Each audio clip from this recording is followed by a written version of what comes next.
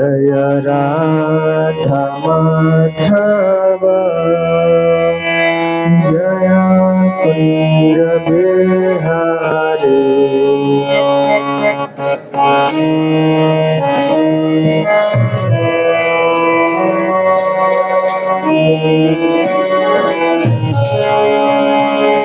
जय गोपी जन बल्लभ जय गिरिवरधारी।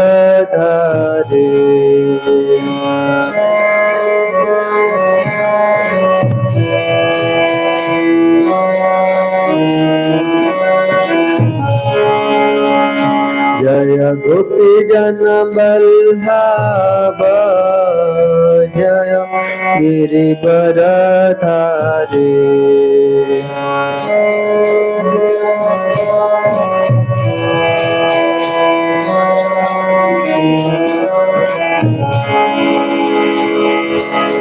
यशोदानंदन व्रज जन रंजन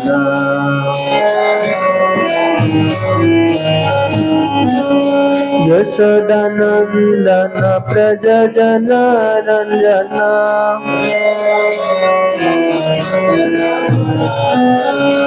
यमुना तीरा बनचारी।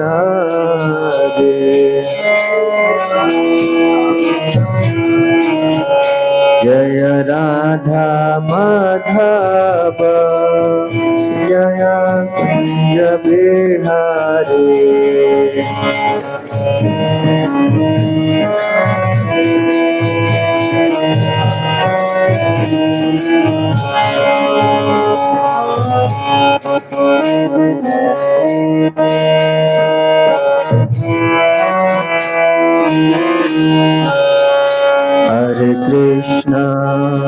हरे कृष्ण कृष्ण कृष्ण हरे हरे हरे राम राम राम हरे हरे।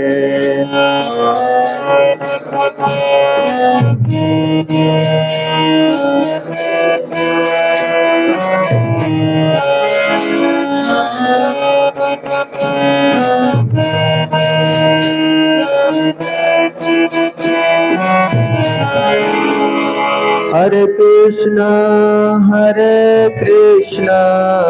कृष्ण कृष्ण हरे हरे हरे राम राम राम हरे हरे।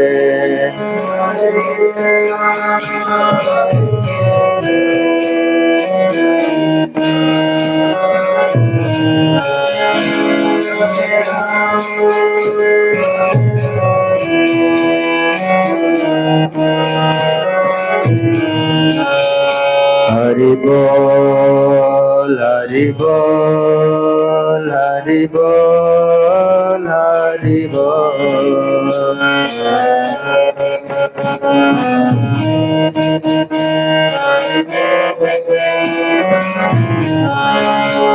प्रभुपा प्रभुपा प्रभुपा प्रभुपा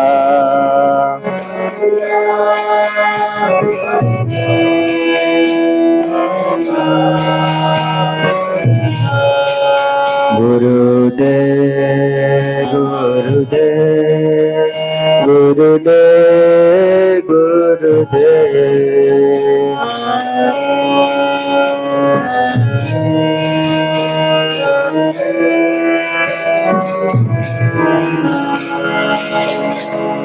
गुण पावन हरिनाम संकीर्तन की।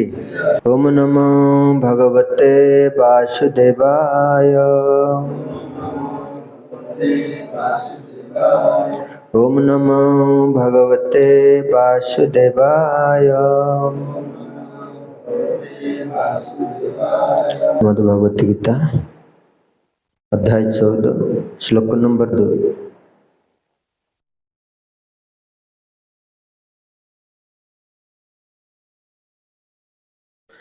इदं ज्ञानम् उपाश्रित्य मम साधर्म्यम् आगतः सर्गे अपि न उपजायन्ते प्रलये न व्यथयन्ति च। इदं ज्ञानम् उपाश्रित्य मम साधर्म्यम् आगतः सर्गे अपि न उपजायन्ते प्रलये न व्यथयन्ति च। इदं ज्ञानम् उपाश्रित्य मम साधर्म्यम् आगतः सर्गे अपि न उपजायन्ते प्रलये न व्यथयन्ति च। पढ़ो इदं ज्ञानमुपाश्रितं मम साधर्म्यम् आगतः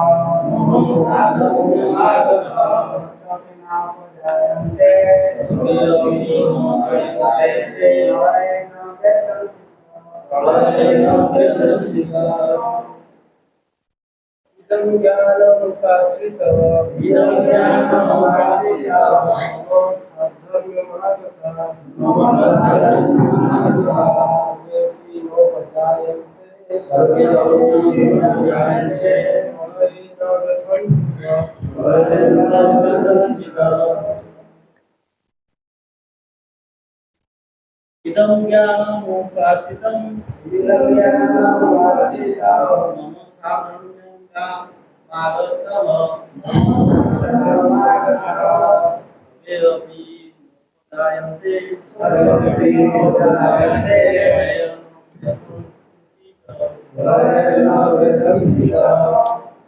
नोपजायन्ते शब्दानुवाद समस्त मो सांगरे कहिबे।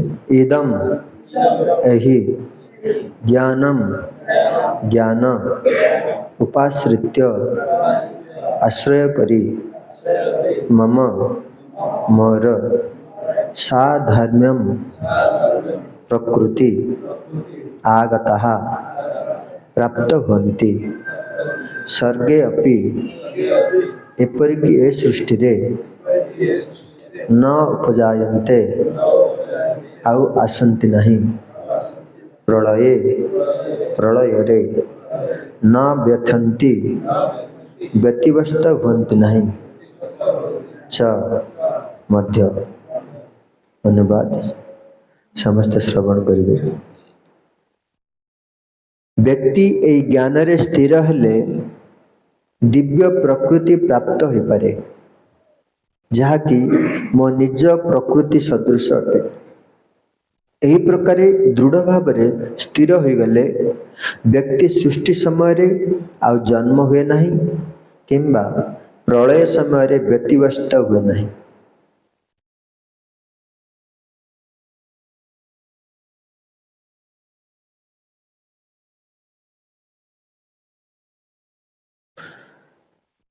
तो आज भागवत कक्षा को आपण मान स्वागत। आमे 14 अध्याय गुणत्रय विभाग योग विषय श्रवण करछंती। तो आज श्लोक रे कहा जायछि ए ज्ञान को जो माने आश्रित करन्ते इदम ज्ञानम उपाश्रित्य। जेतेबेले जने व्यक्ति ए ज्ञान को आश्रित करे आश्रित कला पर कौन हबो उपाश्रित्य को आश्रय करी एतेबेले ए ज्ञान को आश्रय करे मम साधर्म्यम आगतः। साधर्म्यम कहले एडे कहउछति प्रभुपाद लिखछन्ति भगवान को प्रकृति को प्राप्त होन्ति।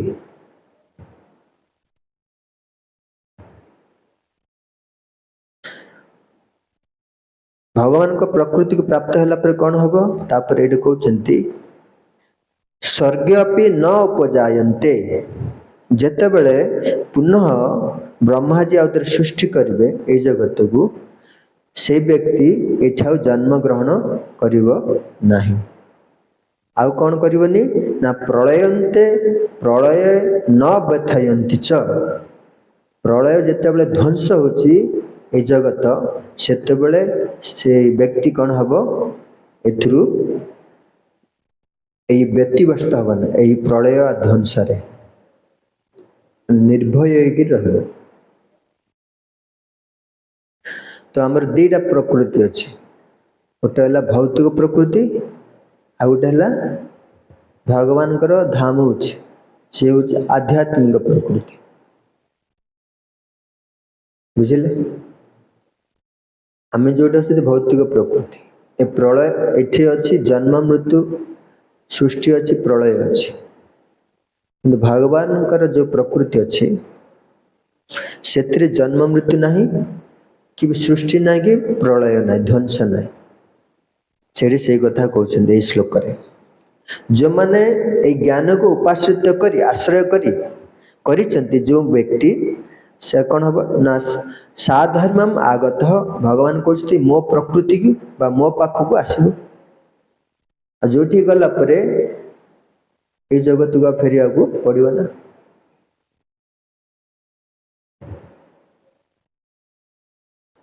ए सगर फेरिले कौन अच्छी ए जगत रे यदि फेरिबो जणे बा ए जगत रहिले कौन मिलिबो तांको ना एडी कहउचंती एडी पुण्य तो जन्म हबो आ प्रलय समय पुण्य आधरे कष्ट पाए मृत्यु हबो। तो सेठु जन्म मृत्यु चक्र उद्धार हेबा पई भगवान कहउचंती मोर ज्ञान को जमन आश्रित करंती से माने मो पाखको आसीबे साधर्म मो प्रकृति को आसीबे। श्रीधर स्वामी एठी कहउचंती साधर्म मोर गोटे अर्थ कहउचंती भगवान कर धाम को जीवार अर्थ भगवान को सहित गोटे रूप प्राप्त हवा सारूप्य मुक्ति जो अच्छी गोटे भगवान लोक गले से अलग प्रकार रूप मिल तुम को भाव रूप भगवान को रूप सदृश गोटे रूप मिल जदि वैकुंठ जगत को जीवे से सब चतुर्मुख अच्छी चारि हस्त चतुर्भुजधारी विष्णु अच्छी तो सेठी गला पर तो तुम से भगवान हो पार ना किंतु तुमको से भाव रूपटा दिया चारिटा हाथ थी शंख चक्र सब गदा सब धरती से भाव काम दबनी काम देले तो तुम तार व्यवहार अलग कर तुमको से भाव दिखाई तुमको से रूपटा देले मजे तुम निजे स्वतंत्रता हिसाब से किसी कर ना सेठी भगवान कर पार्षद हिसाब से तुमको रूपटा दिया सेटा केते काम दब से सब अस्त्र भगवान जो पठेबे तुमको अलग जगह को जाओ से भाई कम अच्छी से कर आस तापर से कम दब अस्त्र ना कम कर तो सेठी गला परे आमे मुक्त हो जावा चतुर्भुज रूप हमको मिल भगवान को रूप सदृश गोटे साधर्म्यम रूप मिल सेठी रही कौन करवा काम कौन से यदि से रूप मिलला भगवान कर सेवा भी से करा पड़ो भगवान कर पार्षद हिसाब से आम से कौन करा पड़ो से सेवा करा भगवान हो पार ना आमर भगवान आम जो भाव जीव हिसाब से रहा कथा रहा किंतु भौतिक जगत जीवठू उन्नत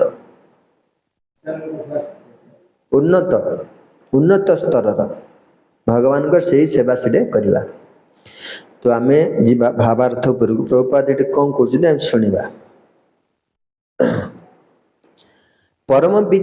परम दिव्य ज्ञान प्राप्त होला परे व्यक्ति जन्म मृत्यु चक्र मुक्त होई परम पुरुष भगवान को गुणात्मक भाव समता लाभ करे अवश्य से एक जीवात्मा रूपे निजर व्यक्तित्व को हराए नहीं।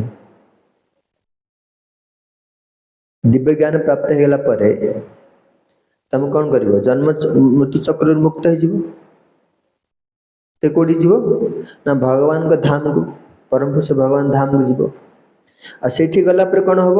ଏଠି କହୁଛନ୍ତି ଗୁଣାତ୍ମକ ଭାବେ ସମତା ଲାଭ କରିବ। ଭଗବାନଙ୍କର ଗୁଣ ସବୁ ତମ ପାଖକୁ ଆସିବ। କି ଗୁଣଟା? ସେ ଗୁଣଟା କ'ଣ?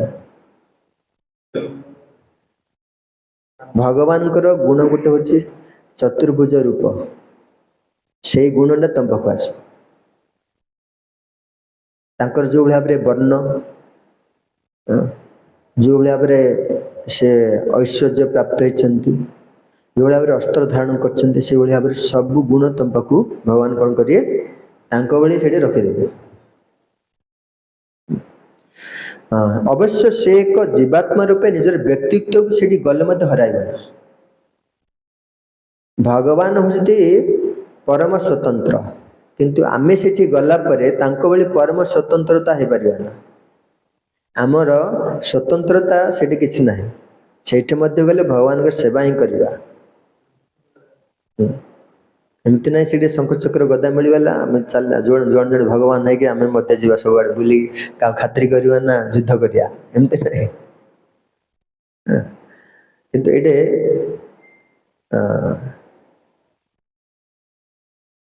କଥା ଆସୁଛି, ଏ ଶ୍ଲୋକକୁ ନେଇକି ମାୟାବାଦୀ ମାନେ କ'ଣ କୁହନ୍ତି?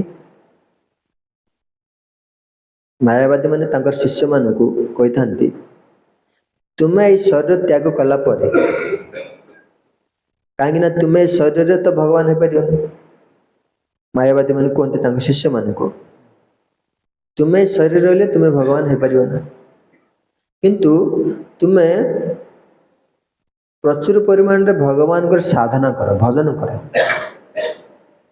ଭଗବାନଙ୍କର ଭଜନ ଏମିତି କର ଯଦ୍ୱାରା କି ଶରୀର ଛାଡ଼ିଲା ପରେ ଭଗବାନ ଠାରେ ଲୀନ ହେଇଯିବ, ଆଉ ତୁମେ ଜଣେ ଜଣେ ଭଗବାନ ହେଇଯିବ। ତୁମର ଆଉ ଏ ଭୌତିକ ସତ୍ତା ଆଉ କିଛି ରହିବ ନା। ତୁମେ ଜଣେ ଜଣେ ଦିବ୍ୟ ଆତ୍ମା ହିଁ ଭଗବାନ ହେଇଯିବ, ଶଙ୍ଖ ଚକ୍ର ଗଦା ଧରି। ହଁ, ମାୟାବାଦୀ ମାନଙ୍କର ଦର୍ଶନ ହେଲା ତୁମେ ଶରୀର ଛାଡ଼ିଲା ପରେ ଭଗବାନ ଠାରେ ଲୀନ ହେଇଯିବ, ଅର୍ଥାତ୍ ତୁମେ ଜଣେ ଜଣେ କେତେ ଦିନ ପରେ ଭଗବାନ ହେଇଯିବ। ଏଭଳି ଭାବରେ ସେମାନେ ଦର୍ଶନ ଦେଇଥାନ୍ତି। ମାୟାବାଦୀ ମାନଙ୍କ ସିଦ୍ଧାନ୍ତ ଭୁଲ। ଏଠି କହୁଛନ୍ତି ପ୍ରଭୁପାଦ ଏଠି ଲେଖୁଛନ୍ତି ନା, ଜୀବ ଏଠିକୁ ଉଦ୍ଧାର ହେଇକିରି ଭଗବତ ଧାମ ଗଲା ପରେ ମୁକ୍ତି ପ୍ରାପ୍ତ ହେଇକି ସେଠି ପୁଣି ଭଗବାନଙ୍କର ହିଁ ସେବା କରିବ ପାର୍ଷଦ ହିସାବରେ। ସେ ଭଗବାନ ହେଇପାରିବ ନା, ଭଗବାନ ହେଇପାରିବ ନାହିଁ। ଇଏ ହେଲା ଜୀବ ଆଉ ଭଗବାନଙ୍କ ସହିତ ବିଶେଷତା ବା ଅନ୍ତର। ଭଗବାନ ତାଙ୍କର ଗୁଣରେ ସମାନ କରିଦିଅନ୍ତି ତାଙ୍କର ପାର୍ଷଦ ମାନଙ୍କୁ ବା ଗୋଟେ ମୁକ୍ତ ଜୀବକୁ, କିନ୍ତୁ ତାଙ୍କ ଭଳି ସ୍ୱତନ୍ତ୍ର ସେ ହେବାକୁ ଦେବେ ନା। ସେ ତାଙ୍କ ଭଳି ସେ ଉପଭୋଗ କରିବାକୁ ସମସ୍ତେ ଦେବେ ନା। ସେ ଯୋଉ ଭାବରେ ଭୋକ୍ତା ସେଭଳି ଭାବରେ କରିବାକୁ ଦେବେ ନା। ଇଏ ହେଲା ପାର୍ଥକ୍ୟ। କିଛି ଲୋକ ଅଛନ୍ତି ଏଇ ଶ୍ଲୋକକୁ ନେଇକି କ'ଣ କରନ୍ତି ନା, ଶ୍ଲୋକର କଦର୍ଯ୍ୟ କରନ୍ତି। ଏ ମାୟାବାଦୀ ମାନଙ୍କ ଭଳି। ମାୟାବାଦୀ ମାନେ କୁହନ୍ତି ନା, ତୁମେ ସାଧନା ଭଜନ କରି ଯେତେବେଳେ ମୃତ୍ୟୁବରଣ କରିବ ଭଗବାନ ଠେଲି ନନ୍ତି ଭଗବାନ ହେଇଯିବ। ଏ ଶ୍ଲୋକର ଅର୍ଥଟା ସେମାନେ ଏଭଳି ଭାବରେ କରିକି ଲୋକମାନଙ୍କୁ ଠକୁଛନ୍ତି।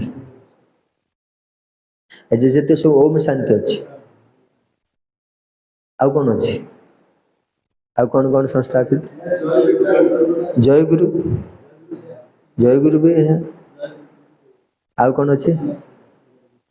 ଦିବ୍ୟ ଜୀବନ ସଂଘ ଗୋଟେ ଅଛି। ସତ୍ୟ ସେଇ ସବୁ ସେଇ ଭ୍ରମରେ ସବୁ ଅଛନ୍ତି। ତ ସେମାନେ ଏଇଭଳି ଭାବରେ କହିଥାନ୍ତି, ତୁମେ ଯେତେବେଳେ ଶରୀର ଛାଡ଼ିବ ଭଗବାନ ଠାରେ ଲୀନ ହେଇଯିବ, ଆଉ ଏ ସଂସାରକୁ ଫେରିବ ନା, ତୁମେ ଜଣେ ଜଣେ ଭଗବାନ ହେଇଯିବ। ଏଇ ଶ୍ଲୋକଟାକୁ ନେଇ ଏଭଳି ଭାବରେ କ'ଣ କରନ୍ତି, ଅର୍ଥ କରିଥାନ୍ତି। ଅର୍ଥାତ୍ ଲୋକମାନଙ୍କୁ ଠକିକି ସେମାନଙ୍କ ଜୀବନଟାକୁ ମଧ୍ୟ କ'ଣ କରନ୍ତି, ଖରାପ କରିଥାନ୍ତି।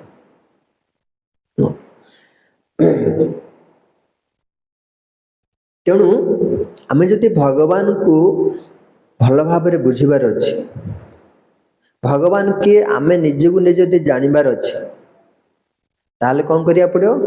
ପରମ୍ପରାଗତ ଜ୍ଞାନ ଆମକୁ ଶ୍ରବଣ କରିବାକୁ ପଡ଼ିବ।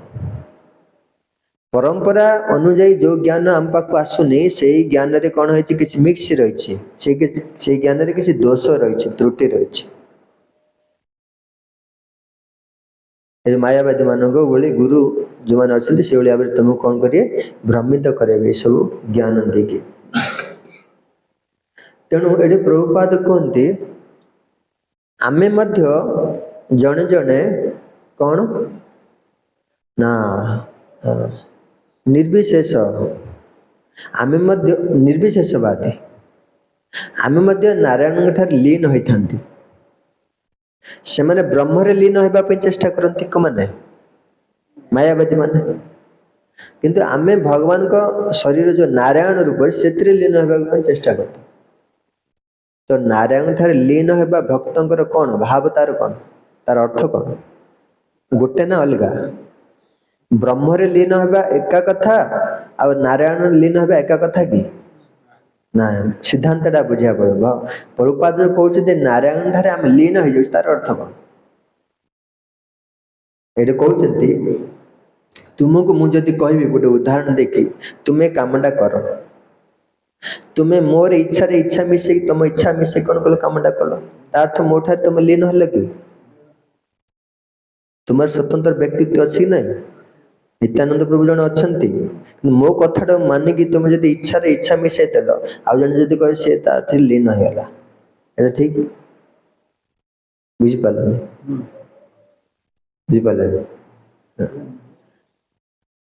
गोटे गछरे सहज न बुझियाटा एते सहज न गोटे गछरे सबुज गछ अछि एमती हमर एटी जो आंब गछ अछि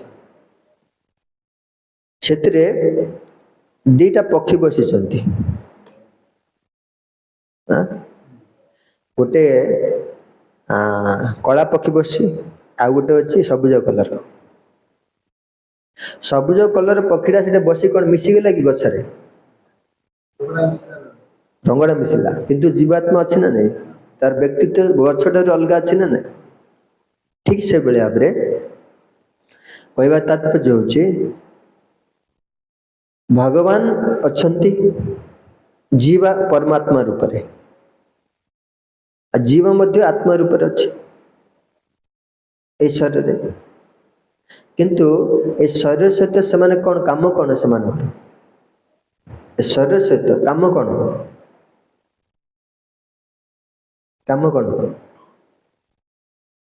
जीवात्मा शरीर कोन करछि चल प्रचल करछि परमात्मा कोन करछंती निरीक्षण करछि देखुछि ई कोन कर्म करछि नै कि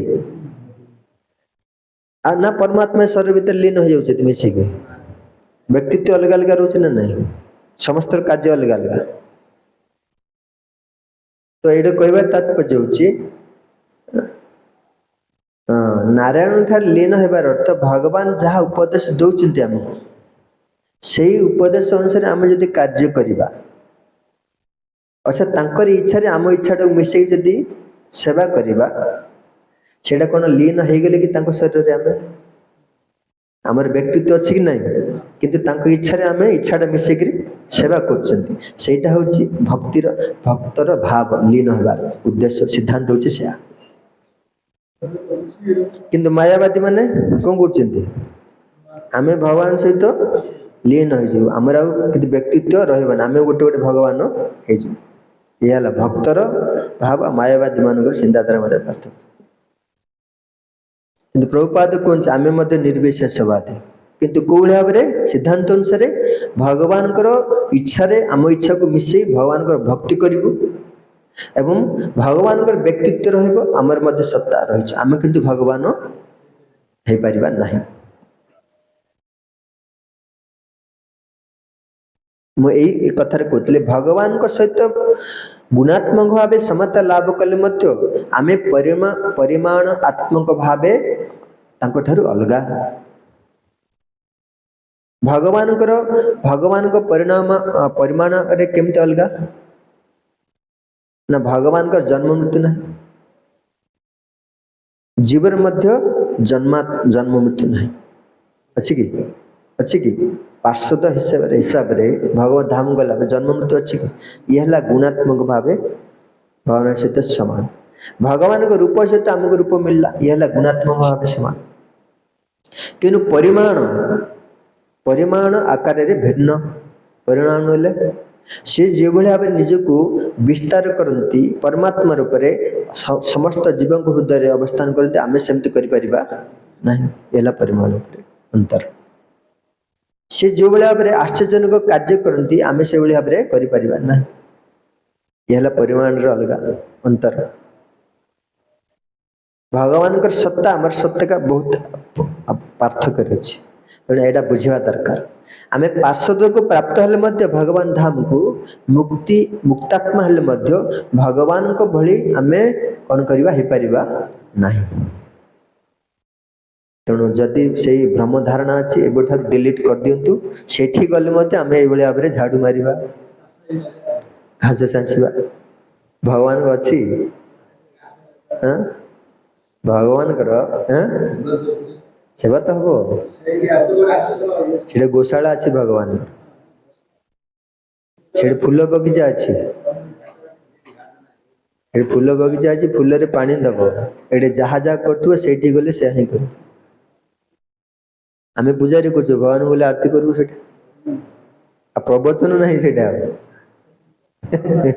प्रवचन ना 24 घंटा भगवान माँ मैंने रोषे कर लगी किसी भोग शोष कि ना राति दिन से किसी ना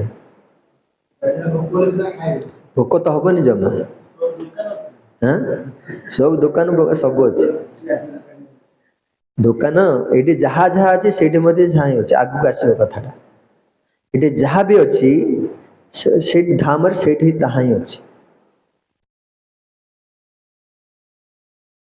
आगु शुणा कौन कौन से अच्छी तो ये कह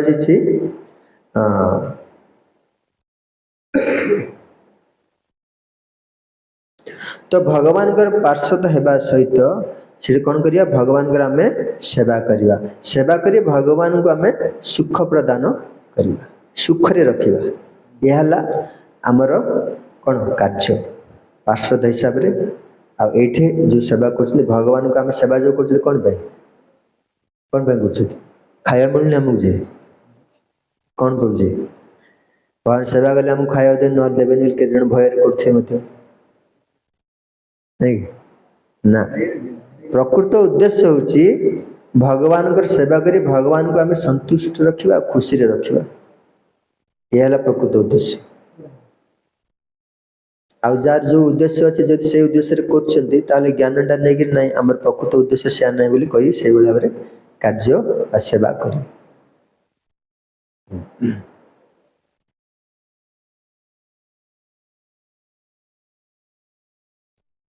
अच्छा भगवान को इच्छा सहित आम जो इच्छा मिसेक जदि सेवा करवा आमर बाकी इच्छा जा कौन हम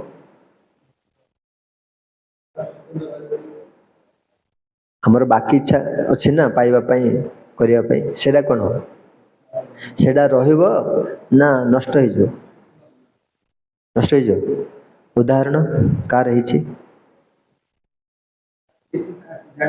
नित्यानंद प्रभु कह तुम एत दिन सेवा कल कौन तुम इच्छा सब नष्ट हो जाए सत कथा कह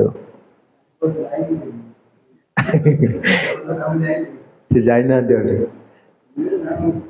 गोलोक धाम नहीं ये तुम जो बाकी इच्छा थिला घर करवा बंगला करवा गाड़ी किणवा बड़ होगा सम्मान पाइबा सेटा कमी ना बढ़ी कमी ना हाँ ये ज्वलंत उदाहरण गोटे गोटे जीवंत भक्त मान बस मिल जाऊँ शास्त्र तो अनेक उदाहरण अच्छे आम देखा शास्त्र अर्जुन और भगवान कृष्ण मध्य वार्तालाप होता महाभारत युद्ध रे अर्जुन जिते युद्ध करते स्वजन मान को देखी कौन होता मोह आसाला एमान को मारिले मत पाप हम मु युद्ध करी ना मु सन्यासी जीवी भिक मागी परम खाई मत राज्य आवश्यक नहीं बोली कौन करते मोह आसाला से मोहटा को से भौतिक इच्छाटा को भगवान को भाव में काटिले ना उपदेश देले ज्ञान देले भगवान का दिव्य उपदेश ग्रहण करी शेष रे अर्जुन कर सब मोह कौन होइछि ना भौतिक इच्छा सब कौन है नष्ट हो जाए। नष्ट मोह स्मृति लब्धा तत् प्रसादात मया अच्युत स्थित अस्मि गत संदेह करिसे वचनम तब।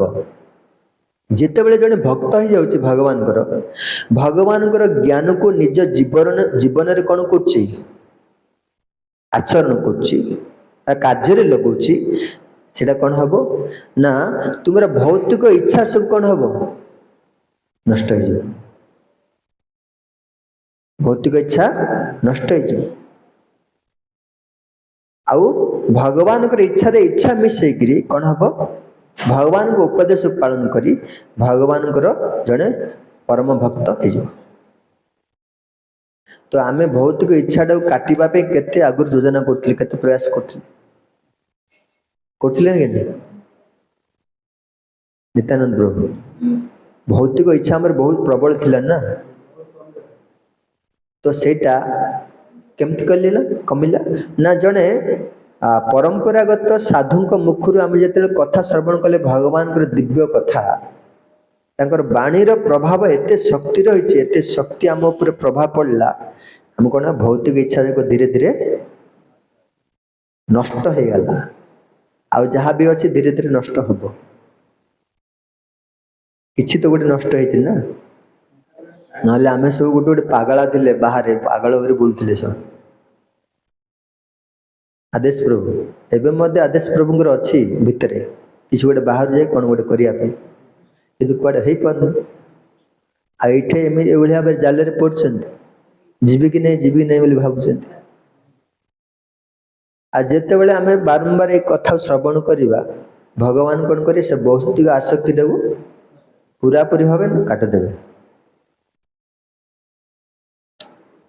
भगवान बाणी रे उपदेश रे एते महिमा रही शक्ति रही आ कौन सी उपाय नहीं भौतिक आसक्ति काटिया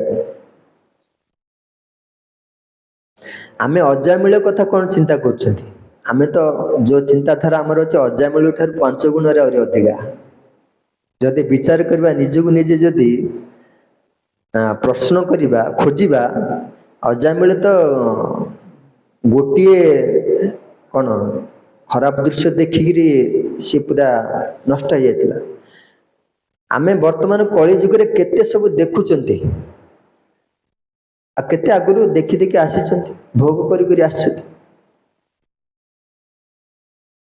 भगवान कथार एते महत्व रही एते शक्ति रही धीरे धीरे धीरे आमर से भौतिक आसक्ति आ जहाँ भी खराब चिंताधारा कौन कर भगवान सफा करी ये प्रमाण अर्जुन जो भाव मोह नष्ट होता भगवान उपदेश शुणिकी आम परंपरा रे आसुवा गुरु आचार्य मान कथा जो श्रवण करवा आमर भौतिक आसक्ति मोह काम क्रोध ये सब कौन हम नष्ट हो से कथा कहते। तो आम जो पार्षद है भगवान को मुक्त आत्मा की भगवत धाम को जीवा से भगवान सेवा करवा जदि भगवान को सेवा न करिबा ए जगत रे अन्यर सेवा करियो ताहले हमको दुख मिलिबो। तेणु कर कहाची गोटे प्रभुपाद गोटे उदाहरण दियंती माछ जल रे रहले सुख रे रहइबो ना भूमि रे रहले सुख रे रहइबो बिरंज प्रभु कोटे काई भूमि रे रहले काई होबो ना सुख केमिति मारे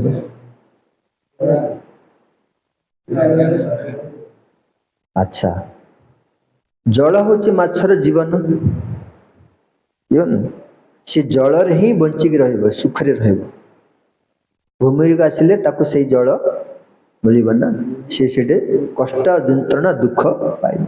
ठीक से बेले भाबरे आम मानकर प्रकृत वासस्थान कोठे परमात्मा गोलोक धाम वृंदावन वैकुंठ आमर ये रहिबार जागा एटा प्रकृत जागा नहीं आम ये जेते दिन पर्यंत रहिबा सेते दुख हमको मिलिबो जेले मुक्त होकर भगवत धाम को जीवा वैकुंठ धाम को जीवा सेठा दुख ନାହିଁ, ଜନ୍ମ ମୃତ୍ୟୁ ନାହିଁ। ସେଠି ଗୋଟେ ଦିବ୍ୟ ଶରୀର ମିଳିବ, ଚତୁର୍ଭୁଜ ରୂପ ମିଳିବ, ଭଗବାନ ପାର୍ଶ୍ୱଦ ହେଇ ରହିବା, ସେଇଟା ଆଉ ଦୁଃଖ ନାହିଁ, ସୁଖ ହିଁ ସୁଖ ମିଳିବ।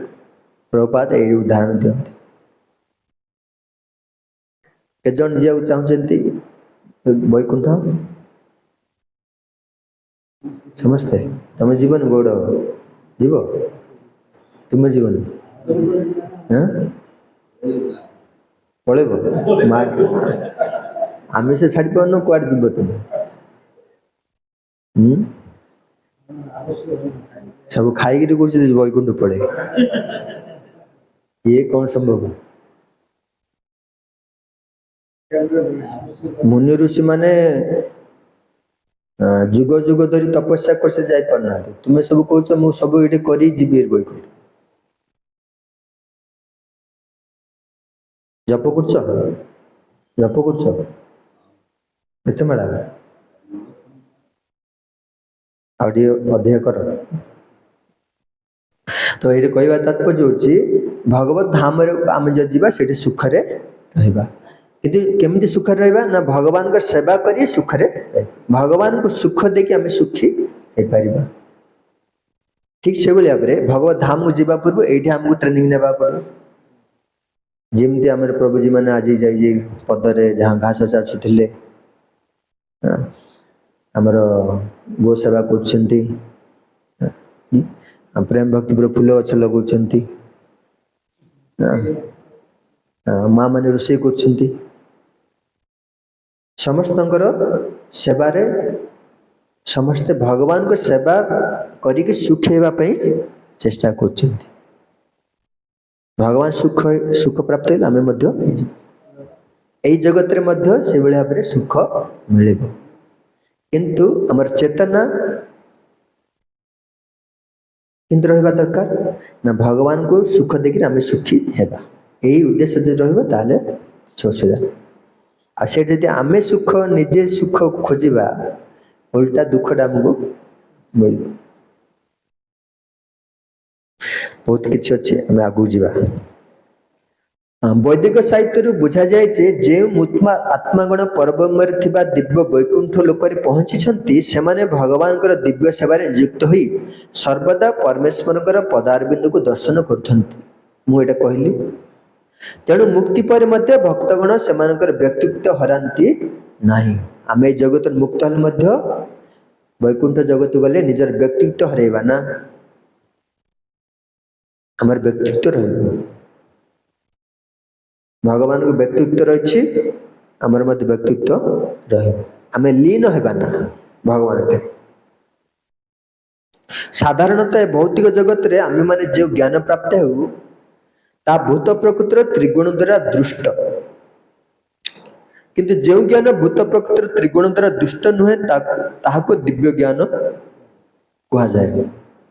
ଆମେ ଯେତେ ସବୁ ଏଠି ଭୌତିକ ବିଦ୍ୟା ଅର୍ଜନ କରୁଛନ୍ତି ସେଥିରେ ସବୁ କିଛି ଦୋଷ ରହିଛି। ଦୋଷ ଦୁଷ୍ଟ ଜ୍ଞାନ, ଭୌତିକ ଜଗତର ଜ୍ଞାନ। କିନ୍ତୁ ଭଗବାନଙ୍କ ଯେଉଁ ପ୍ରକୃତି ରହିଛି ସେଠି ଦୋଷ ଦୁଷ୍ଟ ଜ୍ଞାନ ନାହିଁ, ସେ ପୁରା ଦିବ୍ୟ ଜ୍ଞାନ, ଚିନ୍ମୟ ଜ୍ଞାନ। ବ୍ୟକ୍ତି ସେଇ ଦିବ୍ୟ ଜ୍ଞାନ ଭୂମିକାରେ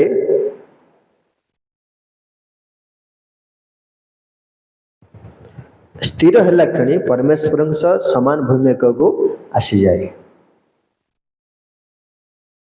ଆମର ଦିବ୍ୟ ଜ୍ଞାନ ତିନି ଗୁଣ ଦ୍ୱାରା କ'ଣ ତିଆରି? ଆମର ଏଇ ଜଗତରେ ଯେଉଁ ଜ୍ଞାନ ଅଛି ତିନି ଗୁଣ ଦ୍ୱାରା ତିଆରି। ଏ ଯେଉଁ ସାହିତ୍ୟ, ଭୂଗୋଳ, ଇଂରେଜୀ ଗୁଡ଼ା କ'ଣ କିଏ ତିଆରି କରୁଛି? ଗୋଟେ ତିନି ଗୁଣ ଭିତରେ ଯେଉଁମାନେ ଥିବେ ସେମାନେ ସେଇଟାକୁ ଲେଖିଛନ୍ତି ନା। ଆମେ ସେଇଟାକୁ ପଢ଼ିଲେ କ'ଣ ଆମର ଉଦ୍ଧାର ହବ? ଉଦ୍ଧାର ହବ ନା। ସେଇ ତିନି ଗୁଣ ଭିତରେ ଆମେ ପଶିକି ପୁଣି ତିନି ଗୁଣ କମ ହିଁ କରିବା। ସେ ନିର୍ଗୁଣ ନୁହଁ। ଭୌତିକ ଜଗତର ସବୁ ଯେତେ ସବୁ ଜ୍ଞାନ ରହିଛି ସେ ନିର୍ଗୁଣ ନୁହଁ, ସେ ଗୁଣୀଭୂତ ତିନି ଗୁଣ ଭିତରେ ଅଛି। ଆଉ ତିନି ଗୁଣ ଭିତରେ ଯେଉଁମାନେ ଅଛନ୍ତି ସେମାନେ ହେଉଛି ଦୋଷ ଦୁଷ୍ଟ। ସେମାନଙ୍କ ପାଖରେ ଚାରିଟା ଦୋଷ ଦେଖାଯାଏ। କ'ଣ କ'ଣ? ଭ୍ରମ, ପ୍ରମାଦ, विप्रलिप्सा करुणा पाटवा अर्थ कौन ये तो संस्कृत रहेगा जन व्यक्ति सबु बेले भूल करिवो ए जगत रे जमान अच्छे समस्त भूल करते यह है गोटे दोष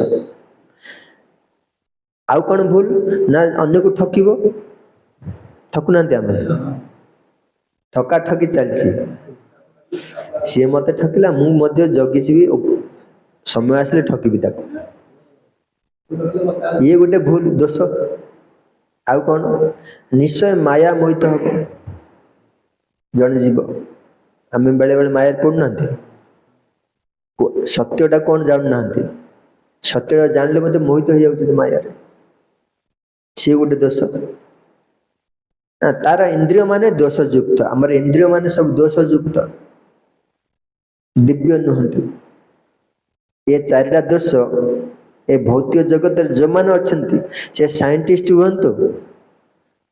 से जे कौन सी कवि हूँ जेते कलाकार हूँ जेते ग्रंथ लिखत साहित्य लिखत व्याकरण लिखत से सब दोष त्रुटि थी जिन सब लिखे चार्टा दोष दोषयुक्त से तो से दोषयुक्त साहित्य को विज्ञान को इंग्रेजी को पढ़ी आम त्रिगुण केमती अतिक्रम करिया से तीन गुण भितर ही रही कार्य करवा तेणु ए दोष रही जगत रे जहाँ भी आम भौतिक शिक्षा कर भौतिक शिक्षा द्वारा आमर किसी मंगल हम ना कोटा मंगल हम ना जोड़ा आध्यात्मिक शिक्षा रही जोटा को तीन गुण ऊर्धर जो ज्ञान रही भगवान धाम रे अप्राकृत ज्ञान रही से हूँ दिव्य ज्ञान से ज्ञान तीन गुण द्वारा कौन दोषयुक्त नुहे से दिव्य ज्ञान को जो माने कहते से दिव्य ज्ञान भूमिका स्थिर रहे जो माने परमेश्वर समान भूमिका को आसी जाती बोले कह जाए भगवान जहाँ कहते आम जदि से सहित समान स्तर को आम आसीजा भगवान है ना किंतु समान स्तर को आसबार अर्थ तांको भली आमे ऐश्वर्य प्राप्त हवा से जगत रे पार्षद हिसाब रे तांको भली रूप मिलबा हमको से कथा कहछ चैतन्य चैतन्य गोटे कथा श्लोक आसुची दीक्षा काले शिष्य करे आत्मसमर्पण सही काले कृष्ण करे तारे आत्मसम जिते बड़े आम दीक्षा नौ आम निजक कौन कर समर्पण कर दौरान क्या पाखे गुरु कृष्ण निकट कर प्रेम भक्ति पच ना किसी किसी गोटे अच्छे तुम लुचई रखुच हाँ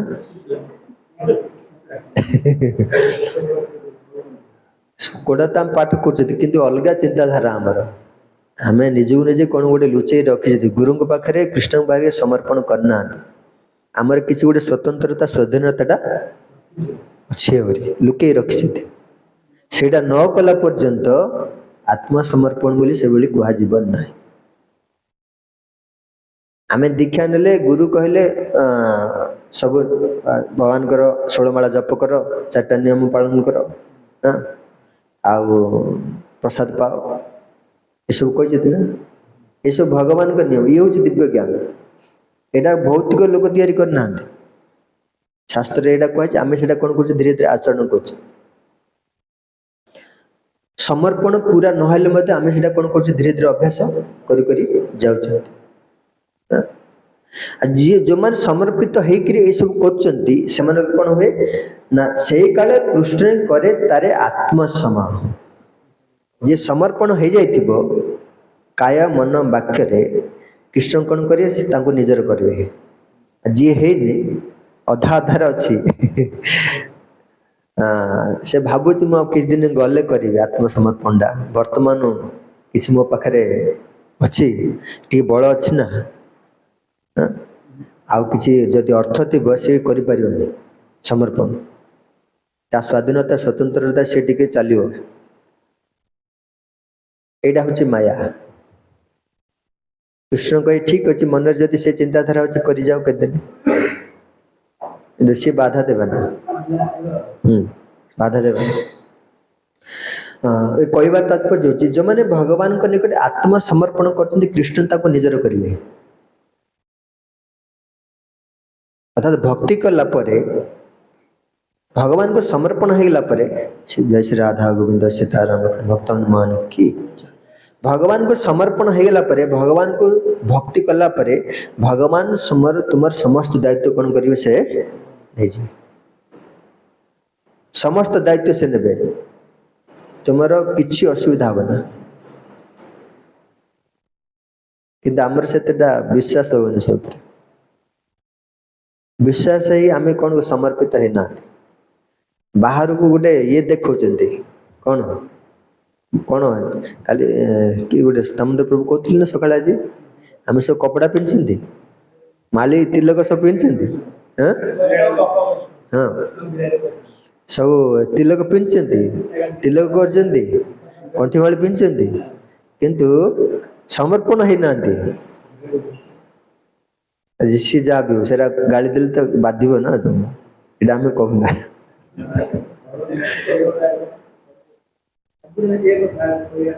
विरक्त लगे से आम से घोड़े दू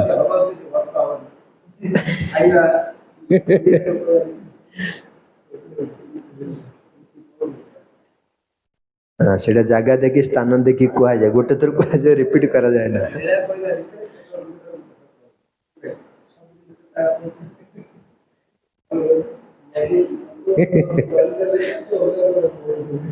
से तुम्हें आसन शुणी ठीक अच्छे आम कहवा ना तेणु आम कौन करिया समर्पण करिया जदि है ना अभ्यास करिया ठीक अच्छे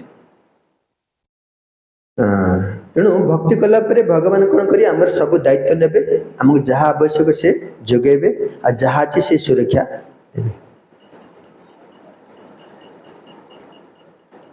तेणु भगवान जहाँ नियम करछति तांकरी अनुकूल जहाँ नियम अच्छे भगवान को भक्ति करिया पे से अनुकूल नियम यदि आम पालन करिबा कौन हम ना भगवान आमर सब किसी दायित्व नहीं आमर भक्ति की सुरक्षा देबे आ भक्ति रे आसुवा बाधा को मध्य कौन करिवे दूर करिवे यह आत्मसमर्पण आ भक्ति करियार भगवान निकट रे लाभ जदि एते लाभ हो कहीं आत्मसमर्पण करना दुख कौन कष्ट हो दुख हो पड़े आत्मसमर्पण कले जते एते लाभ हम जन्म मृत्यु चक्र उद्धार पाई सब किसी से दायित्व ने तुम कहीं आम भक्ति कर पारना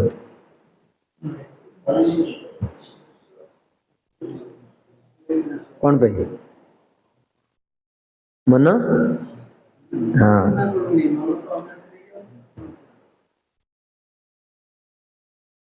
भक्ति रे भगवान भक्ति कले मत दुख आसूच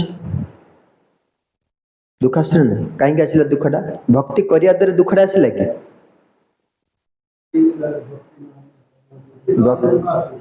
भक्ति ना दुख आसला भक्ति कला पर दुख दूर हो जाए भक्ति कर दुखटा कहीं आस भक्ति कले आम हरिकृष्ण नाम कले कौन दुख आस कौन दुख आम कह हरिकृष्ण नाम गले दुखटा हो कष्टटा हो प्रकृति आस दुखटा कौन पे आसला आमर गत जन्म प्रारब्ध अच्छे सेटा तुमको आसो भक्ति कले मत भक्ति करिया द्वारा हमको दुख आसनी के जन अच्छा अरे पूर्वर भल भक्ति कर भल थी गोटे प्रकार थी तो हरिनाम जप कला भक्ति एत दुख आसी छाड़ दे भक्ति छाड़ दे तो भगवान को नाम जप कला दुख आसला कहूँ ना दुखटा आसबार भगवान नाम दायी नुह तुम कर्मर फल तुमको दुईट दुख दूच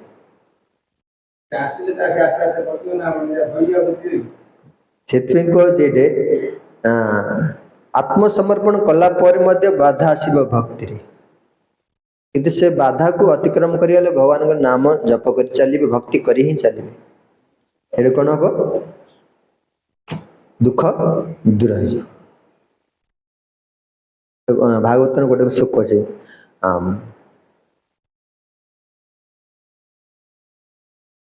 ନାମ ସଂକୀର୍ତ୍ତନ ଯସ୍ୟ ସର୍ବ ପାପ ପ୍ରଣାଶନମ। ଯଦି ଯେଉଁମାନେ ନାମ ସଂକୀର୍ତ୍ତନ କରନ୍ତି ସେମାନଙ୍କର ସମସ୍ତ ପାପ ହବ କ'ଣ? ପ୍ରଣାଶନ, ଉପଶମ ହେଇଯିବ, ନଷ୍ଟ ହେଇଯିବ। ପାପଟା ଥିବା ଯୋଗୁଁ ଦୁଃଖଟା ଆସୁଛି ନା, କିନ୍ତୁ ନାମ ସଂକୀର୍ତ୍ତନ କଲାବେଳେ ସେଇଟା ଦୁଃଖ ଅଛି, କିନ୍ତୁ ଭିତରେ ଅଧିକା ପରିମାଣରେ ଯେଉଁ ଦୁଃଖଟା ଆସିବା କଥା ଛୋଟ ଆକାରରେ ଆସିବ। ତୁମେ କହ ସେଇଟା କାହିଁକି ଆସୁଛି? ପୁରାପୁରି ଭାବେ ସଫା ହେଇଯିବା କଥା।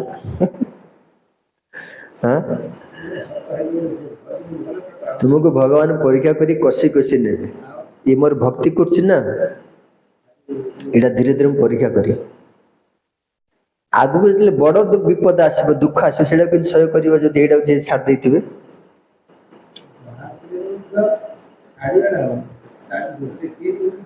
ହଁ, ଆଗକୁ ଆମେ ଦେଖିବୁ କେତିକି ତମେ ସହିକିରି କରୁଛ, ପରୀକ୍ଷାଟା ସେତେବେଳେ ହବ, ଆମେ ସେଟା ଦେଖିବୁ। ଠିକ ଅଛି, ଖାଲି ଯେତେବେଳେ ସେ ପରିସ୍ଥିତିରେ ପଡ଼ିବ କ'ଣ ହଉଛି ଦେଖିବାର ଅଛି। ଶାସ୍ତ୍ର ତ କୁହାଯାଇଛି ଆମେ ସହିକି ଭଗବାନଙ୍କର ଭକ୍ତି ଯେତେ କଷ୍ଟ ଆସିଲେ ମଧ୍ୟ ସହିକିରି ଆମେ କରିବା, କିନ୍ତୁ ସେଇ ପରିସ୍ଥିତିରେ ପଡ଼ିଲା ବେଳେ ତୁମର ଅବସ୍ଥା କ'ଣ ହେଉଛି ତୁମେ ତ ଜାଣିପାରିବନି, ଆମେ କହିବୁ ସେଠି। ମୋର ଆସିଲେ ତୁମେ କହିବ, ତୁମର ଆସିଲେ ମୁଁ କହିବି, ପ୍ରମାଣ ରହିବ। ଆଉ ଶାସ୍ତ୍ର ଦେଖୁଛନ୍ତି ଯେଉଁମାନେ ଅଧିକା ପାପୀ ବ୍ୟକ୍ତି ଜୀବନ ଛାଡ଼ିଲା କ'ଣ ବୋଲି ଉଚ୍ଚାରଣ କରି କେମିତି କଷ୍ଟରେ ମରୁଛନ୍ତି ଆମେ ଶୁଣିଛନ୍ତି ମଧ୍ୟ। ଆମର ସେଇ ଅବସ୍ଥା ଅଛି।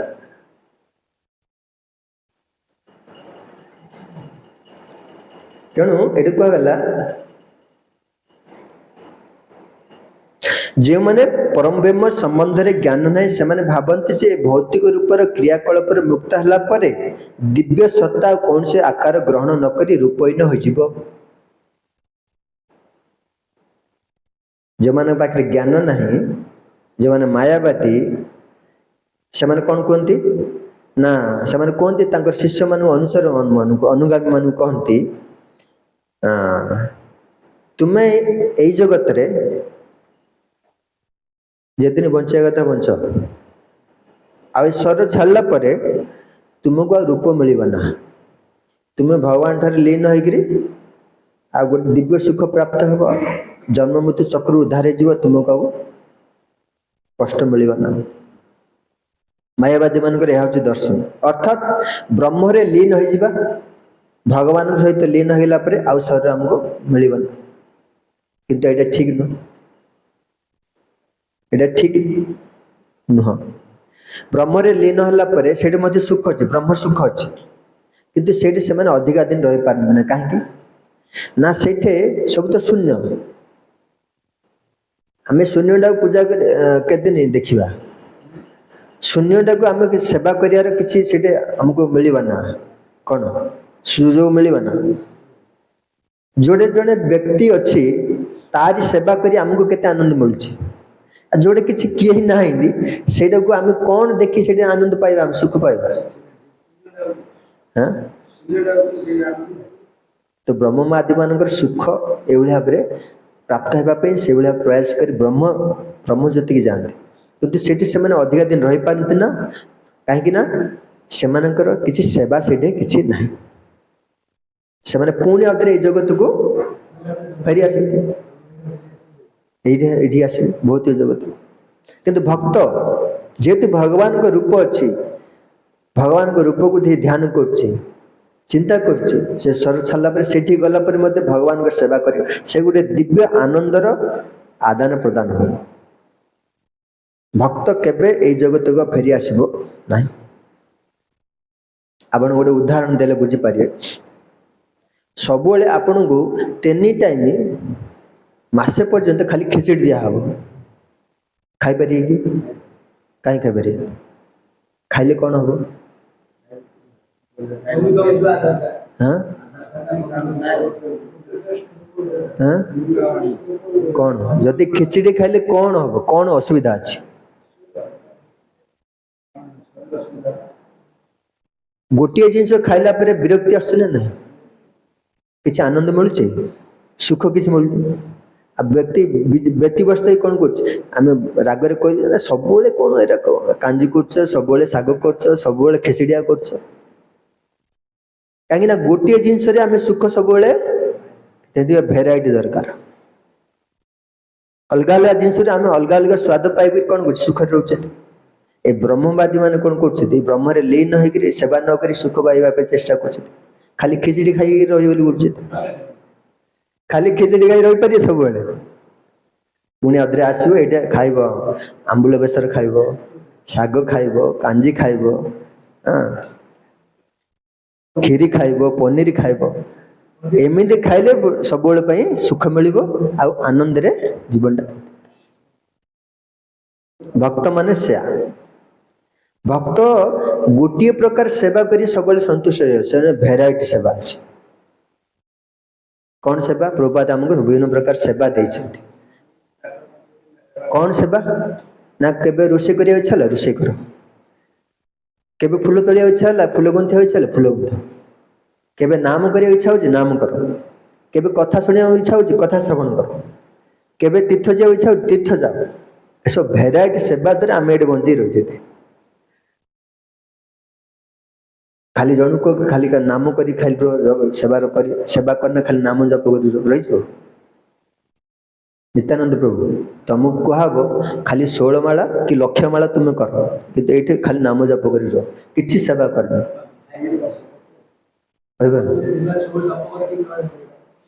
तो से कथा पड़ी मायावादी मान कथा भक्त मान कथा भितर कौन पार्थक्य से जो मैंने भक्त होती से भगवान धाम रे विभिन्न भेराइटी सेवा कर नित्य आनंद प्राप्त और सुख प्राप्त हो किंतु जो मैंने ब्रह्म रे लीन होती से सुख ना से पुणी आदि जगत फेरी आसिक कौन करती यही जगत दुख कष्ट पाई था तेणुक प्रभुपाद आमको विभिन्न प्रकार सेवार सब नियुक्ति कलिजुग लोक मान मती गोटे स्थान स्थिर रहा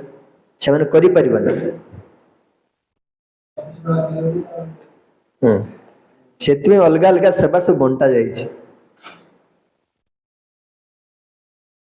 एते सेवा कौन पे कराई तार कारण हूँ मति स्थिर ना खाली कथा श्रवण जे आम भक्ति करदे से नुह खाली पूजारी सेवा कर भक्ति कर सब भेराइटी सेवा अच्छे अलग अलग सेवा दिया तेणु मायावादी मान दर्शन हो संपूर्ण भावे भूल ये कहते अवश्य भौतिक जगत रे जेपरि विभिन्न रूप बा विभिन्नता अच्छी सेपरि चित जगत रे विभिन्न रूप बा विभिन्नता अच्छी जो माने ए संबंध रे अज्ञ से माने भावन्ति जे दिव्य स्थिति भौतिक स्थितिर विपरीत अटे किंतु वास्तव रे व्यक्ति परम ब्रह्म रे दिव्य रूप प्राप्त हुए एटी जहाँ आपण जो आगुर मु कहउतली गोटे कथा प्रभु जी पचारते दुकान से अच्छी ना ना से कथा ये कहते ये जो भाव में आमर ये रूप रही भौतिक रूप भगवत धाम से भाव में दिव्य रूप रही से हाथ गोड़ कान सबकि सबकि दिव्य रूप यही जगत रे रूपटा नष्ट हम से जगत रे सेटा नष्ट हम ये जन्म मृत्यु अच्छी से जन्म मृत्यु नहीं विपरीत विपरीत है पार्थक्य ये आम खाऊँ शोचुं पीछे से से अच्छे हाँ भोक होनी आपण मैंने कहते से ना बोली कहूँ जो दुकान जो कौन कहते आहरी जी जोटा भावुं से अच्छे ना ना से सब अच्छे किंतु थिले मध्य तुम इच्छा हेनी से करने भगवान कौन करेंगे ତାଙ୍କର ପରିବେଶ ସୃଷ୍ଟି କରୁଛି, ସବୁ ଅଛି। ଭଗବାନ ଦିବ୍ୟ ଧାମରେ ରହିବ ନା, ଯାହା ଖୋଜିବ ସେଇଟା ଅଛି, କିନ୍ତୁ ସେଇଟା ଇଚ୍ଛା ହବ ନା କରିବା ପାଇଁ। କେବଳ ଭଗବାନଙ୍କର ସୁଖ, ଭଗବାନ କିଛି ସୁଖରେ ରହିବେ ସେଇ ଇଚ୍ଛାଟା ହିଁ ହବ ତମର ଅଧିକା। ବାକି ସବୁ ଦେଖୁଥିବ ସିନା, ତମ ଇଚ୍ଛା ହେଲେ କିଛି କରିପାରିବ ନା।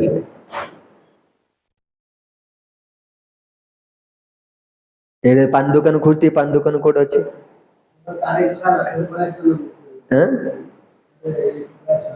କୋଉଠି? ଭଗବାନ ପ୍ରେରଣ କଲେ ଭଗବାନଙ୍କ ଇଚ୍ଛାରେ ହିଁ ସବୁ କିଛି ହବ। ତୁମେ କଣ ପାଇଁ ଆସିବ ତାର ଗୋଟେ ଉଦ୍ଦେଶ୍ୟ ଥିବ ନା। ଭଗବାନ ଇଚ୍ଛା କରି ନିତ୍ୟାନନ୍ଦ ପ୍ରଭୁ ଯାଅ ଅଙ୍କୁଶପୁର ଗାଁରେ ଏଭଳି ଭାବରେ ଲୋକମାନେ ଭକ୍ତି କରୁନାହାନ୍ତି, ତୁମେ ଯାଇକି ପ୍ରଚାର କର, ତୁମେ ସାଧୁ କରି ଛାଡ଼ିଦେବେ ଏଇ ଜଗତକୁ। ଭଗବାନ ଇଚ୍ଛାରେ ଅଛି। ତେଣୁ ଏଠି ଯାହା ବି ଆମେ ଖୋଜୁ ସେଇଠି ତାହା ବି ଅଛି, କିନ୍ତୁ ସେଇଟା ଇଚ୍ଛା ହବ ନା, ଭଗବାନ ସେଇଟାକୁ ଏଭଳି ଭାବରେ ତୁମର ବ୍ୟବସ୍ଥା ସେଠି କରିବେ। ଏଠି କହୁଛନ୍ତି ସେ ବାତାବରଣ ଦୋଷ ଶୂନ୍ୟ ନିର୍ଦ୍ଦୋଷ ଅଟେ ଏବଂ ସେଠାରେ ବ୍ୟକ୍ତି ଗୁଣାତ୍ମକ ଭାବେ ପରମେଶ୍ୱରଙ୍କ ସହ ସମାନ ଏ ଜ୍ଞାନ ପ୍ରାପ୍ତ ହେବାକୁ ହେଲେ ବ୍ୟକ୍ତିକୁ ସମସ୍ତ ଦିବ୍ୟ ଗୁଣର ଅଧିକାରୀ ହେବାକୁ ପଡ଼ିବ। ଯେଉଁ ବ୍ୟକ୍ତି ଏହି ପ୍ରକାର ଦିବ୍ୟ ଗୁଣର ଅଧିକାରୀ ହୁଏ, ସେ ସୃଷ୍ଟି ସମୟରେ କିମ୍ବା ପ୍ରଳୟ ସମୟରେ ଅର୍ଥାତ୍ ଭୌତିକ ଜଗତର ଧ୍ୱଂସ ସମୟରେ ବ୍ୟତିବ୍ୟସ୍ତ ହୁଏ ନାହିଁ। এই ଜଗତରେ ଆମେ ଯଦି ଦିବ୍ୟ ଗୁଣର ଅଧିକାରୀ ହେଇଯିବା, ପ୍ରଳୟ ସମୟରେ କିମ୍ବା ଜନ୍ମ ସମୟରେ ମଧ୍ୟ ଆମେ ବ୍ୟତିବ୍ୟସ୍ତ ହେବାନି, ବିଚଳିତ ହେବାନି। ସେ ଦିବ୍ୟ ଗୁଣ ଯାକ କଣ ଶୁଣିବେ?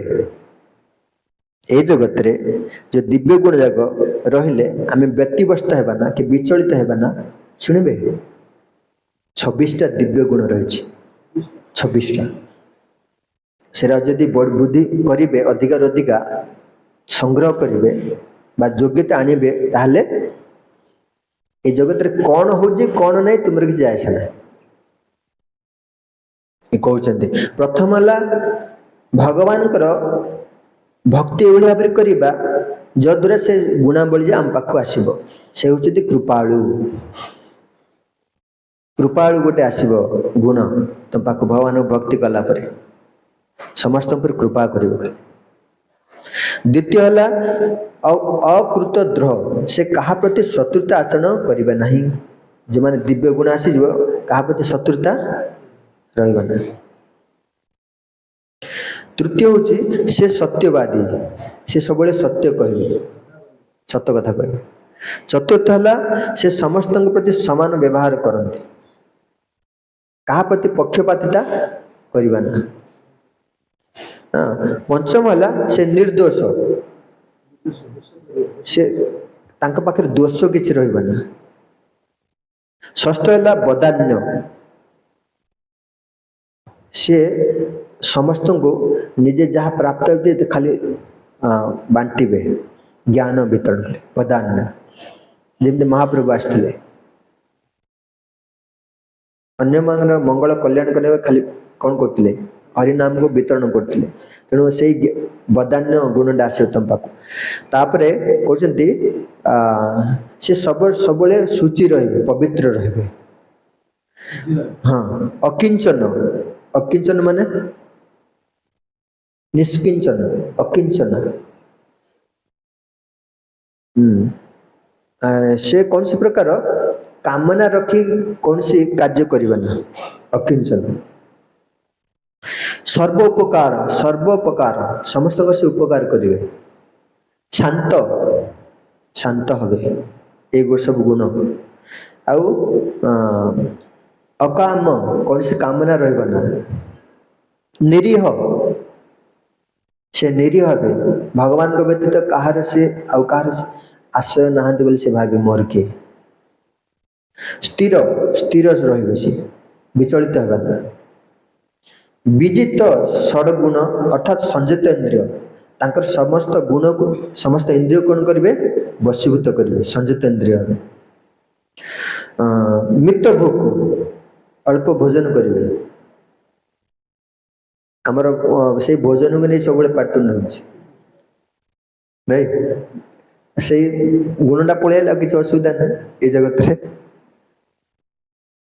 कोटा न मिलले न मिलू अल्प संतुष्ट से अप्रमत्त अर्थात से मायामुग्ध नुहति से केवल माया मोहित हेबे ना प्रमत्त हेबे ना मायार रहिले मध्य महानंद अर्थात समस्त को सम्मान प्रदर्शन करेंगे ये दिव्य गुण समस्त सम्मान प्रदर्शन करेंगे अमानी अर्थात अन्य सम्मान दाबी करेंगे ना हम पाखे सोरा ओलोटा अच्छे सब जहाँ ये आलोचना सब ओलोटा अच्छे से आम ये कौन व्यतिव्यस्त हो विचलित हो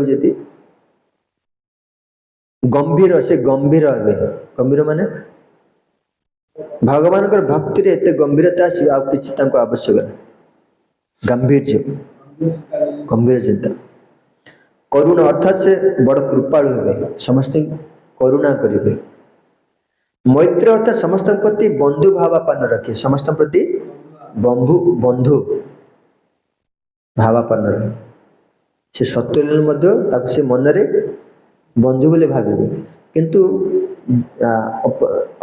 आउ जन व्यक्ति ताको शत्रु बोले भावे कहीं से गुण से अधिकारी है किंतु जे भक्त हम सी अनु को बंधु बोले भाव सी शत्रुता आचरण कर किसी असुविधा ना ये है दिव्य गुण भक्तर कवि से जन कवि कवि माने बुद्धिमान